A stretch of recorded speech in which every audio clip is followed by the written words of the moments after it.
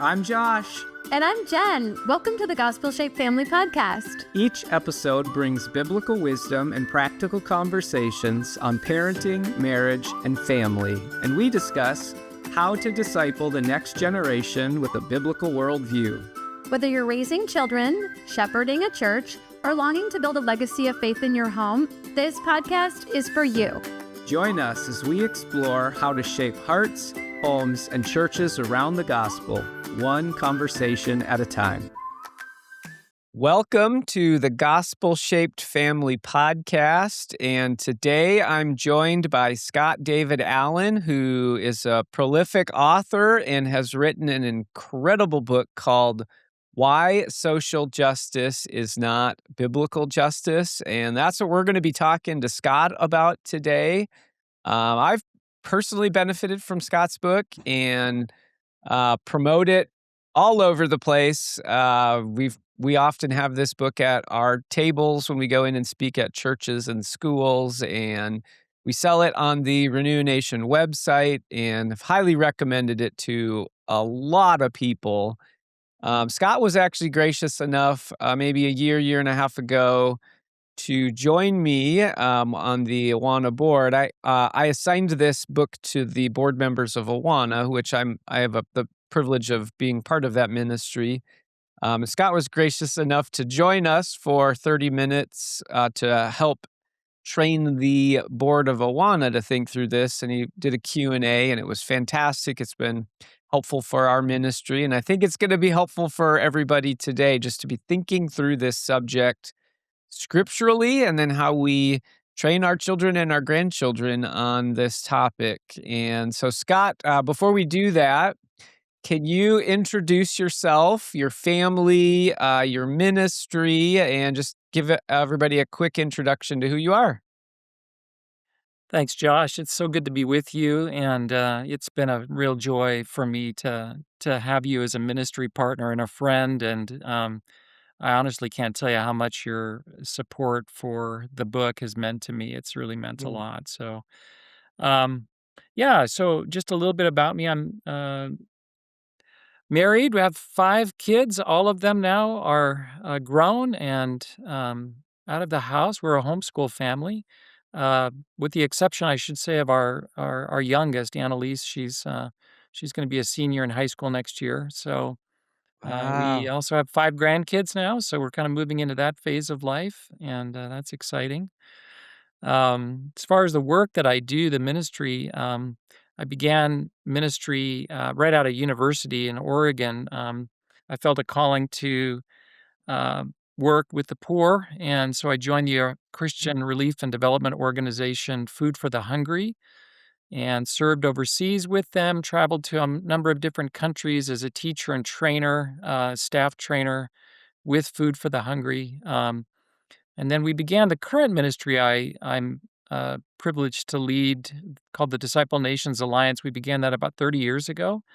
And the original vision was to help equip churches, especially rapidly growing churches in the global South, to the problem that we were seeking to address was that they had a very small, kind of very narrow and constrained vision of what it meant to be a Christian and to be a church. Mainly, it was kind of an escapist vision: get people into the church, get them to heaven. Meanwhile, they were living in contexts of great poverty, and a real burning question for them is, why is that? What can we do about that? Is there anything? Is that not part of our faith? And so we began teaching biblical worldview, trying to help them understand that Christianity is more than a message of spiritual salvation, even though that's central. It's an entire worldview, and that worldview contains truths, precious principles that help people, not just people, but families and communities, to begin to grow and flourish and prosper. And discipleship has to be more than just teaching individuals. It has to ripple outwards into society, into families and cultures and communities. So anyways, we've been doing that training now, teaching and training around the world ever since, and continue. Love that. We resonate so well with your heartbeat, your ministry at Renew Nation, and the idea that we really have a kind of a truncated gospel. I think the evangelical church does, where we focus, of course, on the important parts of rebellion and salvation, but when we don't get the broader context of Christianity for the whole counsel of God's word for all of life, that becomes problematic. And you are 100% accurate in what you just said. So I'm really grateful for your ministry, and real excited for individuals to hear this today on justice. There's a quote that you have from your book here, Scott, that I want to start with. And you say this, you say, justice is one of the most important words in the Bible. It is one of the most important concepts in any culture. If the Bible believing church abandons genuine justice in favor of a destructive cultural counterfeit, who will be left to uphold and defend the truth? The stakes are very high. So I wanted to start by just asking you about that thought. Why is this topic so important? Simple answer is because justice is at the very core of the character of our God, the living God. He is a God who is completely holy and righteous. And that holiness and righteousness and moral perfection, that goodness, if you will, of God, becomes the standard by which right and wrong, good and evil, just and unjust have to be measured everywhere for all time, for all people. So any kind of system of human justice that isn't aligned to that eternal standard rooted in the creator of our God is going to be destructive. It's going to be a counterfeit, and it'll destroy people, it'll destroy societies, and certainly it'll dishonor God. And my concern, in this for the church was that I began to. This is around 2020 when the book was coming out. I began to be aware of the fact that justice was being redefined in the broader culture. And I wanted to understand it. What was this new definition of justice that went under the moniker of social justice? And but my main concern was that as I began to understand it and identify it, I saw it coming right into the churches, Yeah. and churches beginning to adopt it, and that really alarmed me because the people of God have a responsibility to uphold the truth about justice, especially a word as important as this. So we all are very familiar with the word justice, but I I would imagine if people were pressed to actually write a definition, an accurate biblical definition, many might actually struggle to do that. And we recognize this is important; it's a good thing, but what exactly is it? Could you give us a definition? You just said it's been redefined, and I agree with that 100%. What is biblical justice?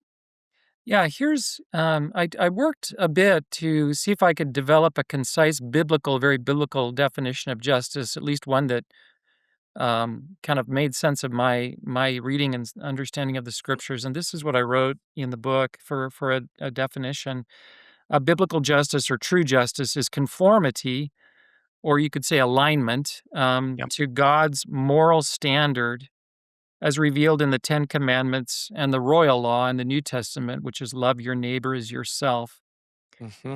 And then there's kind of two subpoints under that. First of all, there's this concept that all people are responsible to, which is living in right relationship with God and giving other people their due as image bearers of God, with echoes of Tim Keller there. And then there's another aspect of justice that we often think of in society, which is punitive justice, which is Mm, and this, by the way, is not a responsibility of everybody. This is the responsibility of God ordained authorities.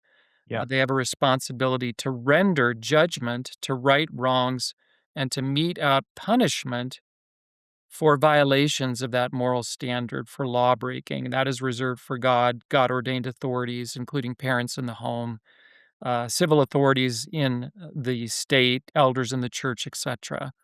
So, anyways, this is but the basic concept of justice really is that first sentence. It's that alignment to or conformity to God's revealed standard of righteousness that He Yeah, revealed to us in the Ten Commandments, in His Word, and yeah, yeah, and in that's His a good Word, way of thinking about it. exactly. Yep.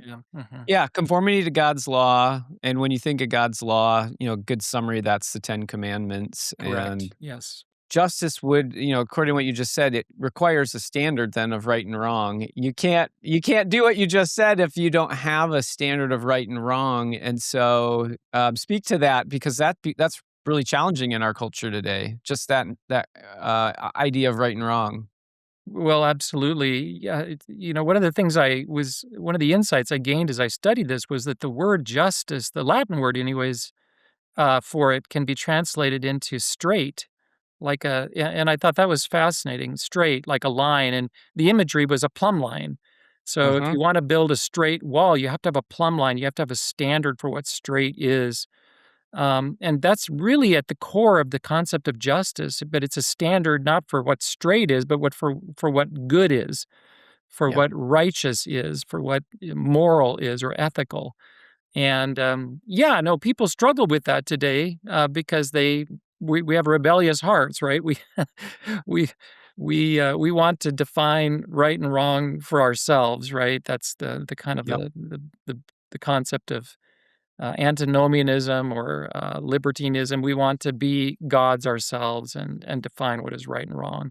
But that's not the universe we live in. We live in a universe that God created and that his very own character establishes that line of right and wrong. And everything he yep, does is in alignment to that. It's fascinating.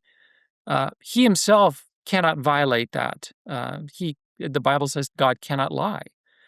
So he will not violate his own character, his own righteous right. standard. So If there is no God, according to our culture, and then his law and what is the standard for right and wrong gets thrown out with that, then of course you can see where justice gets redefined and it becomes something entirely different than what the Bible says. I think that's really helpful. Sometimes I think of um, politics really as the codification of law. That's what that's essentially what our our our law. We elect people to make laws. We have judges to interpret them. We have individuals to enforce them. And so, really, for us as Americans, the question is, what kind of laws do we want to be codified in our country that define who we are? And that's why, partially, I like the broad vision of your ministry because you guys understand that you want to disciple nations. This is mhm. this is impactful in that broad context. And then I think of education as kind of the I guess would be the delivery vehicle of that morality. And so when, it's interesting, I didn't grow up with this, but my dad tells me about how they used to have the 10 commandments on the wall at school, and that would be a part of their day. Just God's law was the standard largely in education. Well, now that you have gotten rid of that, God's morality, you can't have a standard for there has to be it's not like there's no morals in education. They're just replaced with man's standard of what is I guess would be the consensus of what is right and wrong. Which brings us to the present day. Go ahead, you're gonna Yeah, I comment was on gonna that? say it really isn't the consensus. It really is. You really have two choices at the end of the day for any society. You can either accept the true standard, which is God's law, rooted in his character, or you have to accept a standard that's man made. Mhm. And I would argue that that consensus or that standard isn't a consensus, kind of a majority kind of a thing. It's kind of whoever can grab hold of power and exert their will on everyone else, you know? So there really aren't there's nothing else in between those. Those are your choices. Yeah. So somebody's gonna define it, you know? Talk about the redefinition of justice. Social justice is what you highlighted here as the kind of the alternative. But what does that look like? What does that mean in our culture today? So I defined social justice this way: deconstructing traditional systems, and by traditional systems, I was mainly thinking of systems rooted in Judeo-Christian worldview. So deconstructing traditional systems and structures that are deemed to be oppressive and redistributing power and resources from oppressors to their victims in the pursuit of equality of outcome. So maybe I just make a couple points about that. There's a lot in that, but the first thing I just want to note is that social justice, biblical justice, begins with God Himself, right? It's conformity to His moral standard. God exists, and He is righteous, and He's communicated a standard to us to live by, and we flourish when we abide by that standard, and we punish the violations of that standard.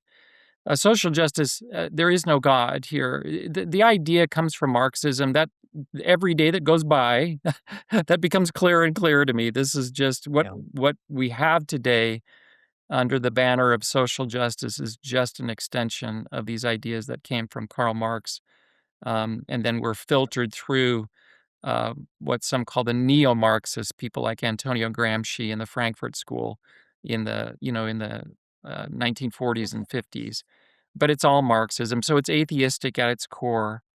And what's driving it isn't conformity to a moral standard rooted in God's will, but what's driving it is this desire for kind of perfect equality, where not equality I have to be careful here. It's a biblical concept too. We affirm the equality of all people, all human beings, because we're image bearers of God, or we would affirm the equality of the idea that we're all sinful, right? All have sinned, right? There's an equality there, and all can be redeemed, right? God's love extends to everybody. So, but what they are talking about here with this concept of equality is an equality of outcome. Nobody has more, nobody has less. Everyone's kind of equal or the same. It's really this idea of sameness. Everyone needs to be the same. And evil in this system isn't disalignment with God's moral standard. Evil is the gap, the difference between those who have and those who have less, or whatever. It's those inequalities. Inequality here is really the great evil that needs to be overcome. And I would add one more thing. The world, go ahead. because God doesn't exist, the world is defined on the human plane, and everyone is divided into two groups, oppressors or the oppressed. You have to fit into one or the other. And oppressors are defined by those who have more, and oppressed by those who have less power, money, whatever it may be. Just on that basis alone, that single basis alone, you are categorized into these groups. And those are Marxist categories applied to kind of a justice theme. Exactly. Marx Correct? was very interested in, economic kind of focus, class. That was really, the source of evil for him. It was property ownership, people that owned property that were wealthy. They were considered to be capitalists. And then, of course, those who were the workers who didn't own the property. So that was the divide, that was the source of evil for him that needed to be overcome, right? The neo-Marxists, starting with Gramsci, Antonio Gramsci in Italy, and then later the Frankfurt School, expanded that. And that's what we have today in the United States and in the West. So that it's that expanded version, which, by the way, it's interesting, doesn't focus as much on class, but it focuses on other divisions. It focuses on divisions of skin color and race, and on sexual identity and gender orientation. So the reason that the Frankfurt School expanded it was really smart on their part. The Marxist theory under the original one wasn't effective in the United States. It never took root. And the reason that it didn't is because people could move relatively quickly between classes. Kind of the American dream. If you could get over here and you could work hard, you could become, part of the middle class and even the upper class. So it never took root.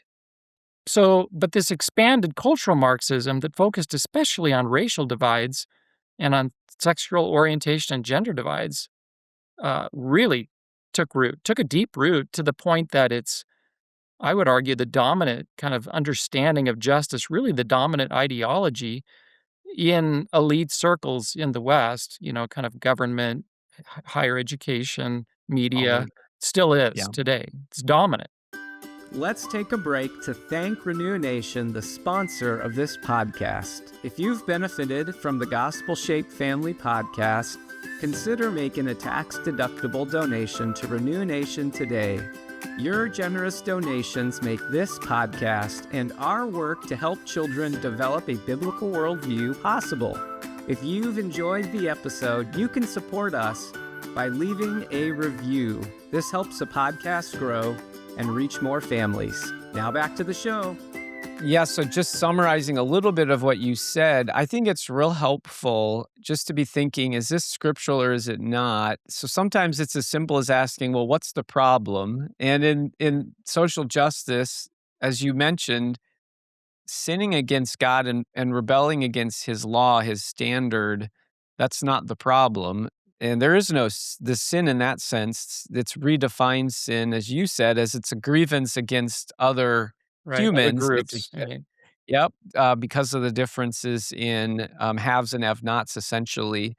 And what's the solution? Well, it's not salvation in Jesus Christ. It is equal outcomes, as you said. It is liberation. It's activism to change the power structure, essentially. And so that really brings clarity real fast. What's the problem? What's the solution? Exactly. Redefined fully.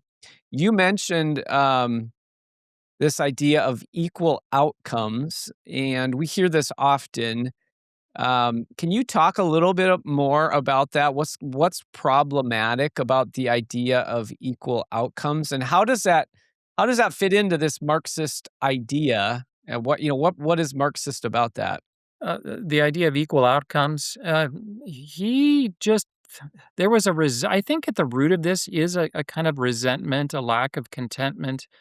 It's just rooted in a fallen, sinful human heart. We all can relate to that at some level, right? Um, but he built a whole ideology around that.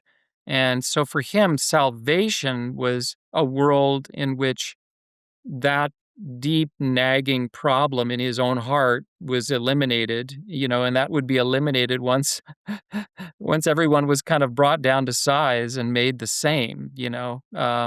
That would be kind of the utopia that he was looking for. Yeah. And so yeah, it he was very focused on power dynamics, and oppression. And again, there was a reality to his analysis because he was writing at a time. I always think of Dickens, right? And, some of his books talk about exploitative capitalism, which we still have, right? So there was a truth to it. But yeah, this idea of trying to tear down everyone to the same size, it leads to what you have in North Korea or China or anywhere this experiment has been tried. It leads to everyone being impoverished, essentially, with the exception of the people that are supposed to be doing the equalizing. They happen to be the ones that get the privileged position here. So, What other words today does social justice go by that have the same kind of concepts, but maybe use a different term? yeah, so there's a lot of terminology around the concept of social justice. I mean, probably the one that most people are familiar with is diversity, equity, and inclusion. But again, if you look at that, look at the words, kind of the diversity idea. Um, there's lots of examples I could give to this. I always think of the example of Google. Several years ago, this employee named James Damore, you know, got fired from Google because Google looked at their software engineers and they said, "Gosh, we've got more men as software engineers than women on the workforce." So that difference, that inequality, if you will, in a social justice mindset or worldview, that was proof positive of sexism. There was a discrimination or a kind of a sexist um, power play that was going on there against women. Women here were the victims, and white men or men were the oppressors. And so again, equality is the goal. So they started all these programs to hire more women, try to get men out of the program, try to get to equality in their software engineers. And Damore kind of raised the question. He said, maybe it's not actually the root cause here, may not be sexism. Maybe it's just the fact that men in general are kind of wired in a way that they kind of enjoy being software engineers in a way that women aren't. On the whole, women are much more social and tend to go into fields like nursing and whatnot, where they can have personal interactions with people, and men can sit in front of a computer in a dark room and be very happy. And he was fired. Like, no, that cannot be a reason for this. It has to be. There has to be any kind of. So you see this a lot in public education, for example. Let's say um, Chinese or Asian students exceed at SAT tests in a way that Black or Hispanic students don't. That has to be racism, right? That has to be defined as a racism. So what's the solution? Well, the solution is, you've got to change the standards, do whatever you can to get more of these Black and Hispanic students to do better or tear down the ones that are doing, so you see this this is DEI. This is what DEI means. So, getting back to your question, there's certainly that. There's this idea of intersectionality. So I could go on. There's a lot of words and language that kind of float around this concept of social justice. I think it's helpful for people to be familiar with the terminology just because they see it and you hear it and it's like, okay, that's it's an indicator. So, DEI you mentioned, intersectionality. Maybe one other I could mention if I could cut you off, Yeah. Chaz, is just the whole people hear about critical race theory or more broadly critical theory. And that's a good one, actually, because critical theory is the fruit of the Frankfurt School. I mean, that came out, that was a theory, and a sociological theory that they developed. And what it means very simply is that wherever there's a power differential in society or economic differential, um, the reason for that is that there's been a group that's worked in a stealthy way, typically in kind of this underhanded, stealthy, quiet way, to amass power and control, and in a way that favors them at the expense of the people that are being victimized by them. So that's the only reason for the differentiation here. That's it. You cannot account for it in terms of hard work, merit, whatever that. It has to be that they've stealthily kind of rigged the game in their favor. So the idea of critical is you have to be critical of everything. You have to see it in a way that is rigging the game. So even things like, it's funny, the Smithsonian Institution put up an infographic several years ago that talked about whiteness. And they said, the characteristics of whiteness would be conscientiousness to time, promptness, hard work. Well, these are all things we would think about as kind of good things or virtuous things. They said, no, those are, if you look at that with the kind of the lens of critical theory, those are ways that white people have leveraged kind of these ideas, made them sound good, and then used them to oppress Black and brown people, so. I was just in St. Louis recently, speaking to a group there, and I went to the Arch, the big Yes. Arch in St. Louis. They have a museum underneath it that's free, and I had been there like, I don't know, 5, 10 years ago. Well, they had updated it since then, and this is, St. Louis is the gateway to the West. It's where all the pioneers happen, pioneering, and they'd last stop and they'd go west then. It was interesting. I was walking through the museum, and they had this big display, and on one half of it was a white person, and the perspective was how the West was won, was underneath the white person. And then on the other half, it was a Native American person, and how the West was stolen. That was that was and it's exactly what you are talking about. And you'll see proponents of social justice with that kind of perspective, the idea that they just loathe America, they loathe Western civilization and that, it's systemically oppressive and therefore needs to just be burn it all down, destroy it. Yeah, that's Is the that's why I use that word deconstructing, you can dismantling, social justice begins with that. That the systems that are here in the United States or wherever that are in place that create these inequalities between, indigenous people and other people or whatever it is, they're evil. That's the source of evil. So you've got to social justice means getting rid of that evil. You have to deconstruct it. And often it's well, it would include things like, honestly, the Christian biblical ethic on sexuality and marriage, right? Because this it creates an inequality to people that are gay, transgender, queer, right? So that has to be dismantled, deconstructed. And in that sense, what social justice is it's a true evil in the sense that the Bible says, "Woe to those who call what is good evil and what is yeah. evil good." It's inverting that, right? It's taking something here in this case that God calls good, biblical sexuality, biblical marriage, and calling it evil because of the effect that it has on people that don't subscribe to it. They don't feel that they're being treated equally or fairly. They can't get married or they can't, that's changed now, but Yeah. they can't have kids. So they've got to be made equal in terms of their ability to have kids, even if they're same sex, etc. So, How serious is this for our country with this idea of social justice? Is this metaphorical for people that are, don't have a biblical worldview? Like how serious is this in the United States today? well, let me answer that in a couple ways. I can't honestly stress how serious enough it is. This is Mhm. um, I was just reminded of that this week. That we saw this newest attempt for somebody to assassinate President Trump just last weekend, and I was intrigued to learn a little bit about the gentleman that was attempting to do this. He turned out to be actually a Christian homeschool kid, which I thought was sad and fascinating at the same time. But he got caught up in this social justice ideology, and that became very clear through his sister. He began to see himself as a victim.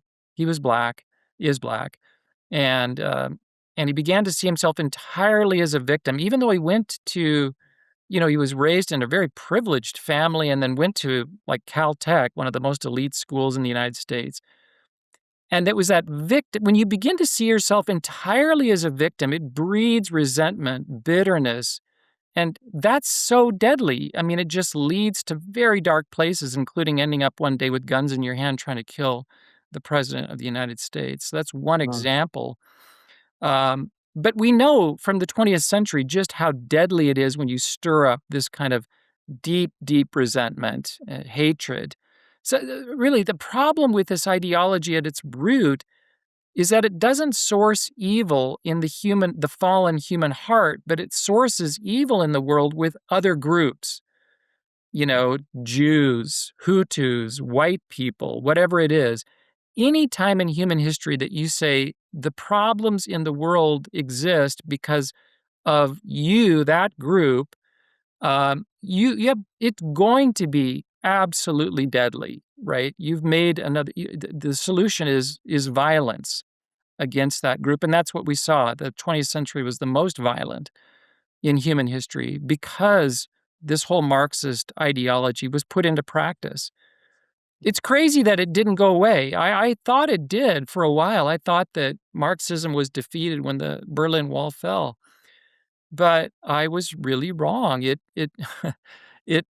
uh, kind of hid out in a readout, and hunkered down, which was the university in the West, for Yeah. quite a while, and now it's back rearing its head all over again. And I guess that brings me to the second reason why I think it's such a concern is that when it burst out of the university here, this would have been, 10, 15 years ago, and the graduates started taking up positions of leadership in government, media, business, education.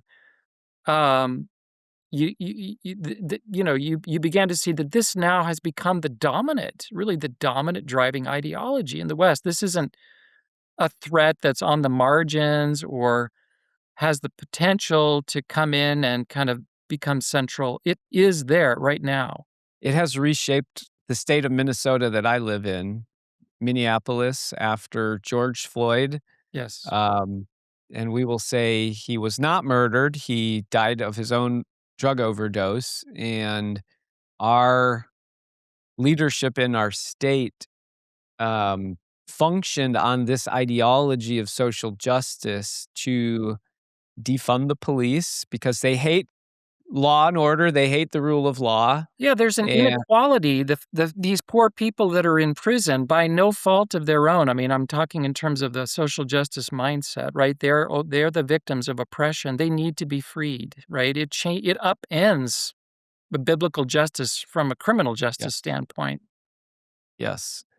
And so crime has skyrocketed in Minneapolis. We went from 1,200 law enforcement people in 2020 to now we're at, I think we're around 600. Don't quote me, but it doesn't take a brain surgeon to see what happens. This is, social justice driven.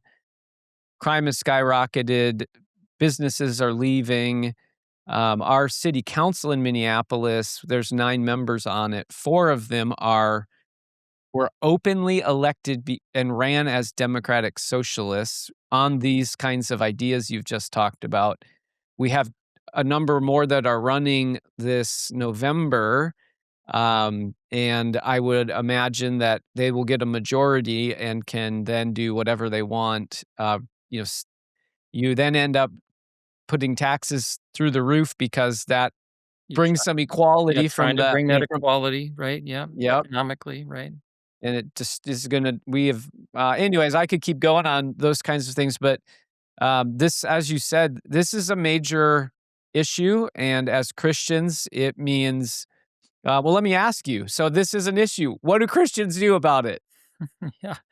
Yeah, as you're talking about Minnesota, if I could just for a second, I live in Oregon and I was born and raised in this state. I love this state, but it's just been heartbreaking to watch its downward, almost death spiral in the same way that Minnesota is since this ideology became dominant and took a root at the social and political, really starting in education, then governance and politics.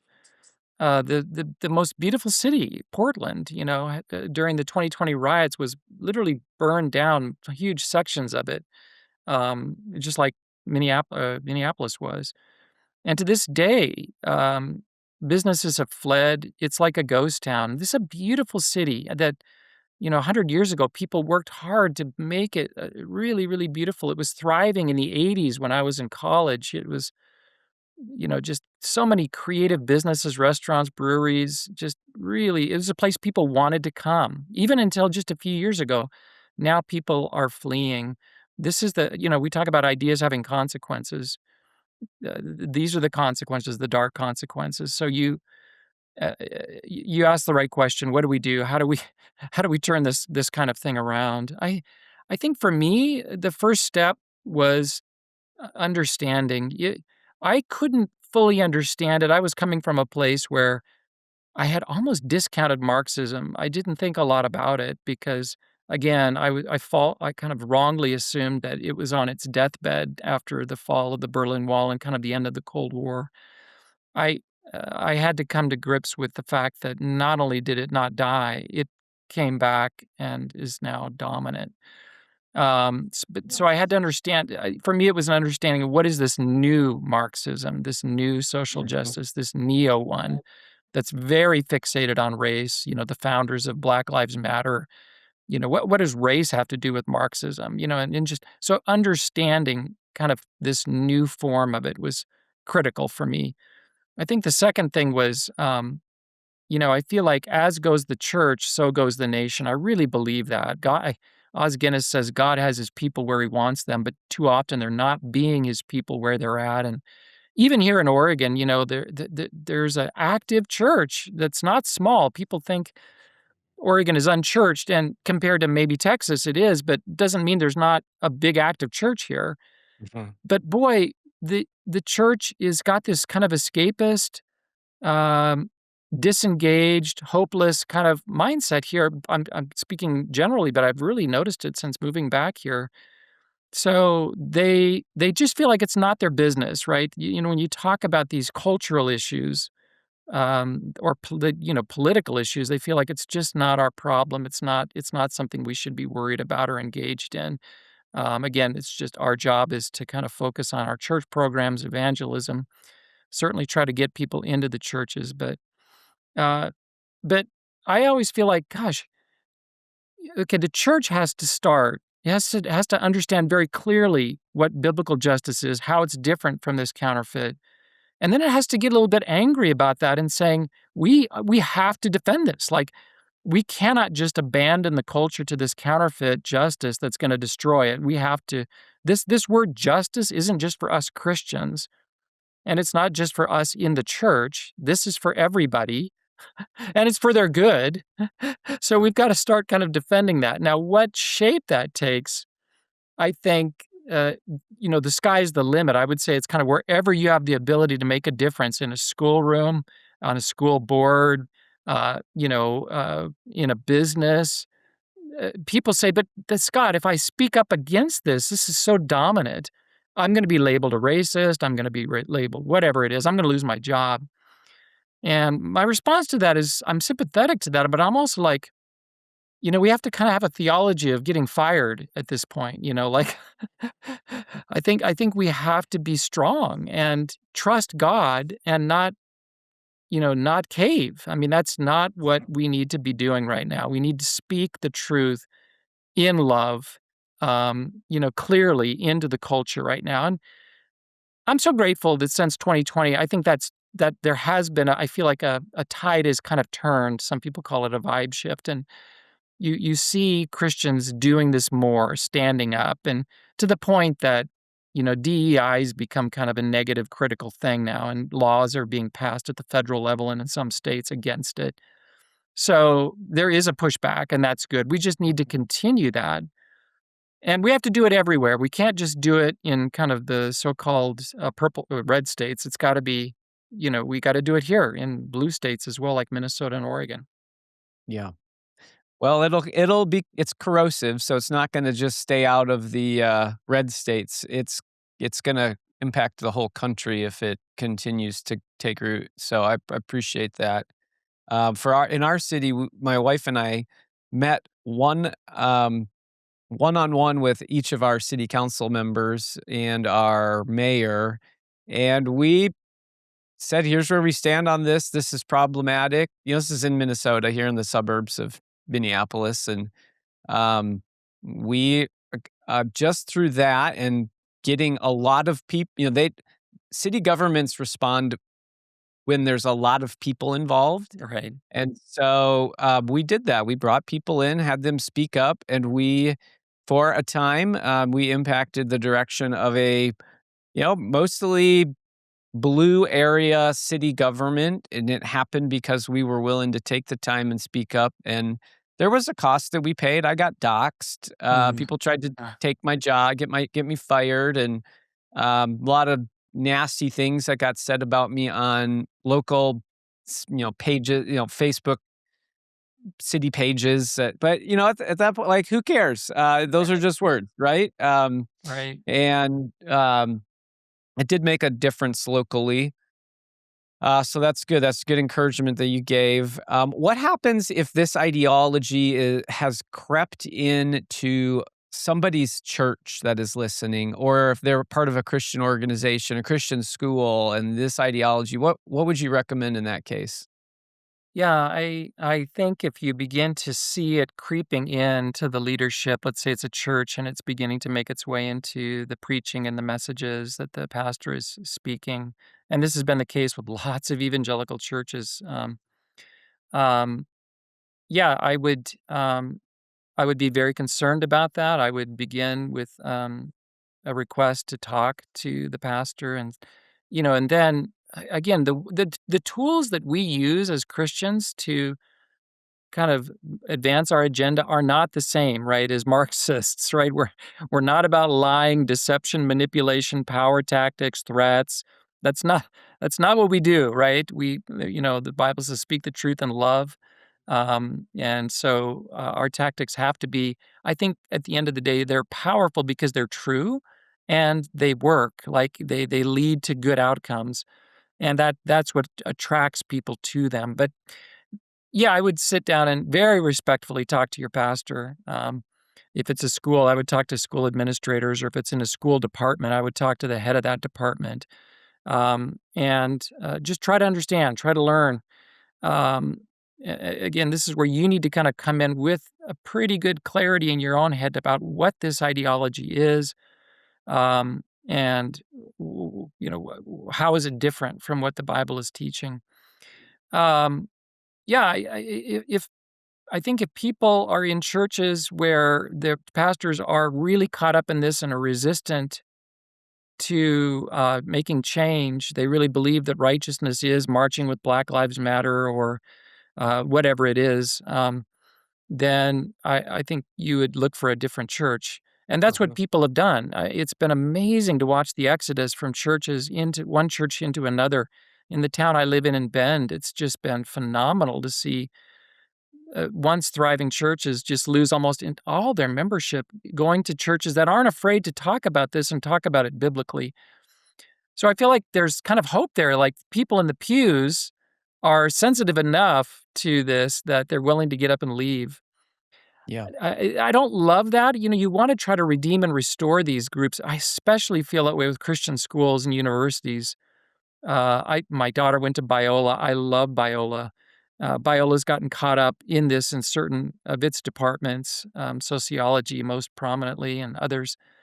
Um, I think it's worth fighting. Like we really have got to fight to kind of not abandon these schools to this ideology, but try to preserve. And that fight is ongoing. And I'm really grateful for that. I think Yeah. of people like Krista Bontrager at the Center Yeah. for Biblical Unity who are really leading. And if Yeah. you ask her, she said, that is my mission field right now. It's this one university. And I would ask your listeners, what is your mission field? Is it a Mhm. business, a school, a church? Where can you kind of fight the battle in a godly, loving way? But try to draw the line and say, I want to protect, I want to preserve the goodness that is here. Yeah. Well, and I have a great example of this happening in a positive way. I'm in Minnesota, and we have a Christian college here, Christian university called Northwestern. It's not huge, couple thousand students, but um, historically it's been very conservative, very good school. Mhm. Got caught up in a lot of the social justice ideology over the last decade well, really the last 2 decades, and it was a slow kinda build up. You didn't see it publicly for a while, and then the last decade, it really Mm. surfaced, and you started seeing it, really prominently in administrative hires and professors and, of course, lecture content, chapel speakers. Yes. Yeah. Well, there was a large enough contingency of this school of alumni and parents and others that spoke up and made an issue out of it. And over the last few years, Northwestern has they the trustees hired um, a new president at that school. He's phenomenal. He's Oh, you're more. wonderful, and that Wow. school has been turned around and pulled back, and they Wow, have praise God. I love those got stories. Yeah, because they yeah, give they've us gotten hope. rid Like of if you yep, yeah, if you're active and you're not passive and you do it in love, you can see change, right? Especially if you're standing strongly on the word of God. There's power in the word of God. There's mhm, power in the truth about justice. It's very powerful. And if you can defend it clearly and truthfully, there's a real power there, a power from the Holy Spirit.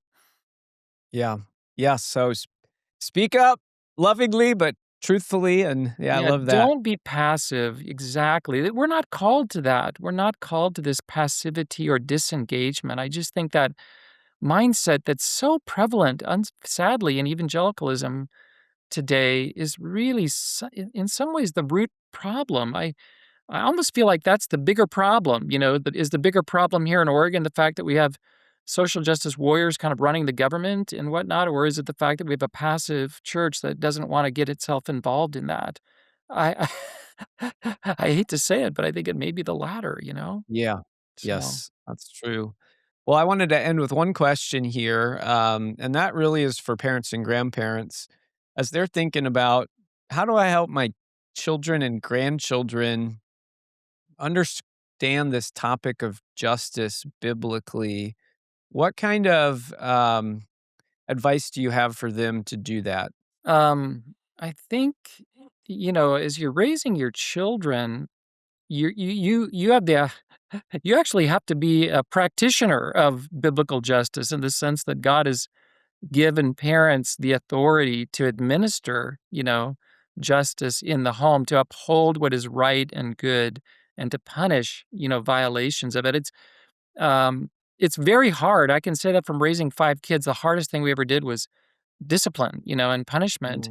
Mm, And to do it, the great thing about biblical justice too is that it's always balanced with mercy and forgiveness.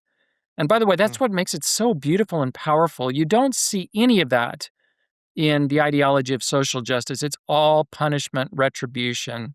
There's no concept of mercy, forgiveness.